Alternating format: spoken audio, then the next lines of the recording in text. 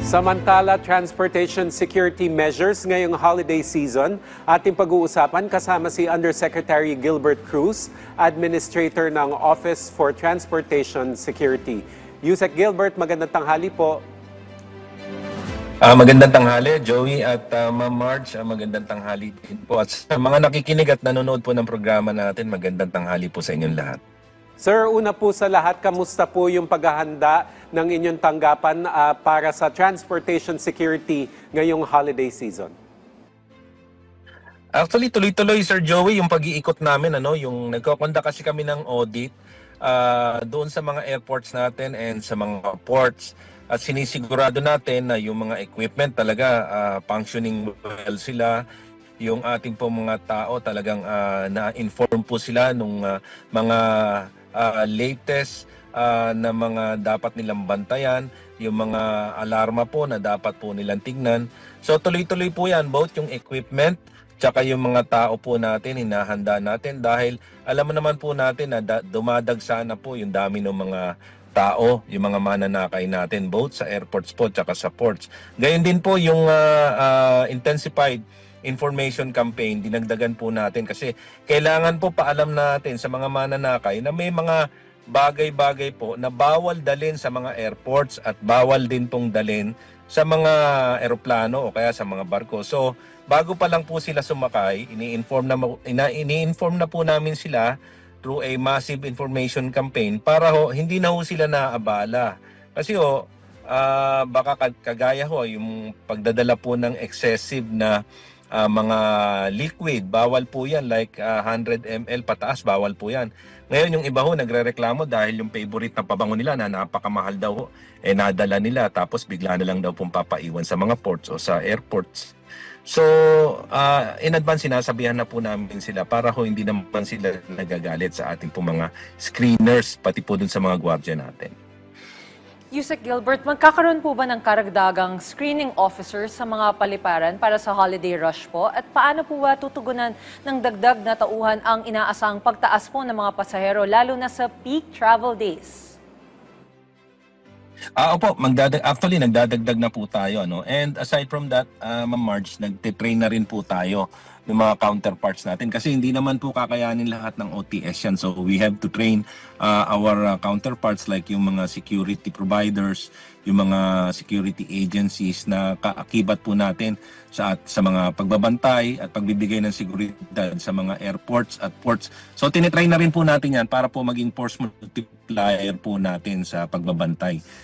Tuloy-tuloy po yung training namin ginagawa both sa mga screening at pati po yung mga nag-handle ng mga x-ray machines po natin. X-ray machines, Yusek, ano po yung mga hakbang na isinasagawa ng OTS upang matiyak na lahat ng screening equipment gaya ng nabanggit nyo, X-ray at saka yung walk-through metal detectors ay fully functional lalo na kapag mataas po yung volume ng mga biyahero? Unang-una, kailangan i-check po natin yung sensitivity nung ating po mga x-ray machines. Check po natin yan.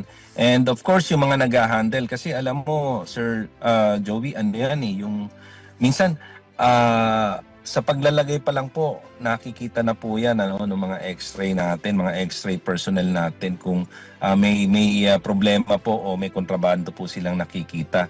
So, kailangan po talaga training kami ng training kasi from time to time nagbabago po talaga at yung ibang nananadya na nagdadala ng kung ano-ano sinusubukan din po yung galing ng ating mga screeners at mga x-ray machine operators. So, ang training importante sa amin yan kahit sila po ay nasa trabaho na tinetrain pa rin po namin yan through an auditing scheme na ginagawa po ng mga auditors natin. Kunyari, magpapanggap na mga pasahero yan, tapos magpapasok po ng mga kontrabando, tinitignan po kung kaya po talaga ma-screen. So with that, kahit hindi po sila pumupunta through a formal schooling, nate-train po namin sila at nagiging alerto po sila doon sa mga makabago at sa iba-ibang positioning ng mga ini-x-ray po nilang kontrabando. Okay. Yusek, paano po ninyo isinasama ang sea travel security sa mandato po ng OTS, lalo na at may pagtaas ng maritime at inter-island travel tuwing Pasko at Bagong Taon? Kamusta rin po ba yung koordinasyon ninyo sa mga maritime agencies at PCG po? Actually, maganda po yung coordination natin with the Philippine Coast Guard and sa Marina and sa ating pong PPA. Pinupuntahan na po natin yung mga ports. Kahapon po, nandun po kami sa port nung Calapan and then nung isang araw sa port po ng Batangas. And then yung mga ibang port po, like yung sa Lamitan po, napuntahan na namin yan. Last week, galing na po kami dyan. And maganda po yung coordination, ano, at yun nga ho, we also need to check yung mga equipment nila doon sa mga ports natin kasi hindi ho talaga pwede yung basta na lang natin papalusutin o papapasukin yung isang tao o yung kanyang cargo o kanyang luggages na hindi ho talaga dumadaan sa X-ray dahil yun ho yung importante, kailangan ma-screen po silang mabuti at pati po yung mga daladalahan nila. Ito protection na ng mga pasahero, sa lahat po ng pasahero at ganun din po ng mga terminals at yung mga ports po natin. We look into more of yung security at safety ng mga pasahero at lalong-lalo na po siyempre yung mga nandun po sa mga ports natin. Yusek, sa dami po ng inaasahang pasahero ngayong holiday, paano po tinitiyak ng OTS na magiging maayos po at mabilis yung pagpapatupad ng measures gaya ng crowd control, evacuation, pati yung emergency response sa mga paliparan, pati po sa mga pantalan? May mga dry run po tayong ginagawa, ano? Nagse-scenario based po tayo sa ating po mga training na ginagawa. Like halimbawa gagawa tayo ng scenario. But of course, pag gumawa po tayo ng scenario training, kailangan coordinated po ito sa mga terminals o sa mga ports. So, pag gumawa po tayo ng scenario training, nandiyan na kailangan magre-react po sila. So, ang importansya po dito is bago po mangyari yung isang bagay, is na train na po nila, pumasok na po sa isipan nila kung ano yung magiging respond nila, kung ano yung sino ba yung mga first responder dyan. Halimbawa po, may gumawa ang senaryo natin, may nakakita po ng bomba. Sino po ba yung unang tatawagin nila? Para hindi maalarma yung mga tao sa paligid. So kailangan po talaga continuous training, auditing, tsaka po meron po tayong dry run na tinatawag. So yun ho yung ginagawa namin para hindi naman po maging magpanic, ano? Kasi once na nagpanic po yung mga taong nagpapatakbo ng airports o ng ports, magpapanik na ho lahat 'yan. So kailangan ho yung mga nagpapatakbo ng ports, airports, kailangan ho well-versed sila, na-train sila sa mga iba't ibang senaryo at sitwasyon. Sir, may bagong protocol po ba para sa baggage screening o checkpoint sa mga pantalan para po sa mga dumadaan sa seaports, lalo na sa mga ruta na inaasahang magiging abala ngayong holiday? Paano niyo po ba pinaghahandaan ang posibilidad ng pagsasamantala po ng mga smugglers? Same procedure pa rin naman yun, Ma'am Marge, ano? Wala naman po tayong binago. But naghihigpit lang po talaga tayo kasi kagaya ng sinasabi po natin, ayaw po nating malusutan tayo, ano? Kasi once na minsan kang malusutan, makaka-apekto po 'yan sa buong bansa natin. Especially kung yung mga bagay talagang nakakasakit at nakakamatay yung makalusot sa'yo. So ayaw po natin mangyari 'yon. So ang ginagawa po talaga natin, mga Mars, talagang bugbog po sa training. Konti na lang po yung mga nagtuturo namin, but gumagawa po kami ng programa like yung Train the Trainers po. Kasi ibig sabihin po noon, yung mga trainers po naming naiwan, nagte-train na rin po ng mga trainers yan para sila na rin po yung nagte-train sa mga tao nila doon po sa field. Mm-hmm. Doon naman sir sa domestic land to air and sea transfers na nagaganap tuwing Pasko, paano nyo po pinapalakas yung security measures para maiwasan po yung human trafficking, pati po yung terrorism? At ano po yung role ng OTS sa ganitong mga insidente? Noong siguro mga 4 days o 3 days ago, galing po kami ng Zamboanga. And then, from Zamboanga, nagtuloy po kami ng Lamitan Port. Ngayon, tinitignan po kasi natin, hindi lang po basta yung port inspection na ginagawa natin, but also, sinecheck po namin kasi sabi ko nandito na rin lang tayo sa Zamboanga, kamustahin na rin po natin yung problema ng human smuggling ba, human trafficking, paano ba nakakalabas itong mga biktima ng human trafficking o yung mga Pilipino po na lumalabas ng Pilipinas na wala naman pong aktual na dokumento, ano. So, tinignan po namin yon at sabi nga namin, ano-ano ba rito yung mga declared na mga port, yung may mga dokumento, at ano bang mga port, yung mga walang dokumento. Kasi yung mga walang dokumento po, yung mga tawag nating mga ghost ports, ano? O kaya yung mga ports po na undeclared. Yan po kasi yung mga ginagamit sa human trafficking, yan yung ginagamit sa smuggling, yan yung ginagamit po sa sa pagpasok po ng droga at saka yung mga kontrabando, yung mga illegal. So, kailangan po ma-account nating mabuti yan. With that, kinausap po namin yung Marina, yung Coast Guard po nung nandun po kami sa Zamboanga. And we were provided with good intel info at yung mga locations as to kung saan nandoon po yung mga undeclared na mga ports dyan po sa area po ng Zamboanga. Yusek Gilbert, paano niyo po ba pinapaalala sa publiko yung tungkol sa listahan po ng mga bawal dalhin? At ano po ba yung mga hakbang na ginagawa ninyo po para ma-monitor at masiguro na sumusunod po yung ating mga pasahero? Meron po kami ma-march na listahan, ano, yung mga bawal dalhin.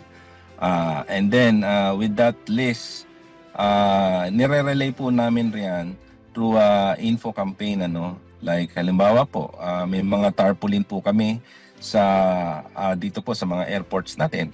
May mga sa ports, may mga tarpaulin po tayo doon sa kuwahanan po ng ticket. Kasi doon nakalagay na kung ano yung mga bawal eh. So from there, malalaman na ng mga tao yung mga bawal. Yun na lang po, yung mga hindi nagbabasa. Yung pasok na lang po ng pasok, hindi sila nagbabasa. Yun ho yung problema, ano. Nagugulat na lang sila bakit namin tinatanggal yung ibang bagay doon sa bag nila o nakikita natin sa x-ray na meron palang illegal doon sa bag nila. Tataka sila, tapos ituturo po namin yung tarpaulin. Tsaka pa lang nila nalalaman na bawal pala yun. Pero yung iba naman po nakakatugon naman at sinusurrender nila, like halimbawa po yung mga lighters, yung mga nakakasugat like yung mga kutsilyo, yung mga gunting, yung mga minsan yung mga nipper po, ano, kala natin kasi bawal ho talaga sa hand carry yan, ano, lalo ho yung mga blades, bawal po yan. Even ma-march yung bawal yun, yung alam mo yung mga sardinas na ang takip po pag hinila mo yung mga easy to open cans, bawal po yun kasi pwede pong gamiting blade yun, yung takip po na yun, ano, ng sardinas o kaya ng mga corned beef o ng mga sausages. So, yung mga ganong kasimpleng bagay, pinapaalala po namin para di na ho sila na-hassle. Kasi pag na-hassle sila, sabihin nila, hinaharas sila, nagagalit po sa amin. So, as of sa ticketing pa lang po, meron na po kami mga tarpaulins. And even po dito sa MIA po natin, maglalagay po kami dyan. Pero ang lalagay po namin dyan yung visuals na makikita po sa mga television o sa mga LED. Ilalagay na po namin yan para pagpasok pa lang po nila, alam na nila yung dapat nilang gawin at yung hindi nila dapat dalin sa loob po ng airport at ng mga eroplano. Mm-hmm. Bilang panghuli na lamang po, Yusek, paalala nyo na lang po sa ating mga kababayan na babiyahe ngayong Pasko at Bagong Taon. Well, siguro ho nasa naman po, lahat po ng pinagbabawal nandyan po, naka-online po yan. Check na lang po nila yung online, even po sa ticketing, alam na po yan yung mga pinagbabawal. Basahin lang nila yun, minsan visuals lang naman po titingnan lang naman nila, malalaman na nila na bawal po yun. So, bago po sila sumakay, check din nila yung mga bags nila kasi minsan nangihiram ng bag yung iba Ngayon yung nahiraman po nila ng bag, minsan galing po sa firing range o shooter po, may mga nakaipit po ng basyo. Minsan hindi ho nila napapansin yun dahil nakaipit nga sa ilalim. Pag x-ray po, lumalabas po yung basyo na yon. And yun yung sinasabi nila minsan tinaniman sila ng bala. Pero actually, pag na-profile naman po, pinapatuloy naman po namin silang bumiyahe. Hindi na po after ho iimbestigahan. Hanggat maaari po, hindi ho na, as a matter of policy, even nung panahon pa po ni Sec. Vince Dizon at ngayon po panahon po ni Sec. Banoy Lopez. Talagang pag meron po nakita mga basyo doon po sa mga bag, talagang at na-explain naman po nung may-ari na talagang hindi niya po sinasadya, pinapatuloy na po namin ng pagsakay. Halimbawa po, yung basyo naman o yung bala na nakuha, nakabalot po halimbawa sa pulang tela. Obviously, ginagamit po yun na kontra usog. Sasabihin ng matatanda, yan po ireregalo ko sa anak ko dahil bagong panganak po siya at yung apo ko, pang kontra usog. Pinagbibigyan na po namin yan. Hindi na po namin. Obviously, talagang pinapatuloy na po namin yan. So, yung notion po ng mga tao na tinataniman sila na bala, hindi na uuso yan.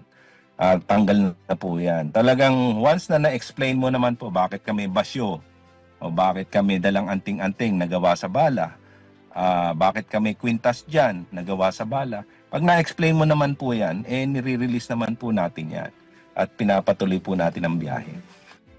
Okay. Maraming salamat po sa inyong oras. Undersecretary Gilbert Cruz, Administrator ng Office for Transportation Security.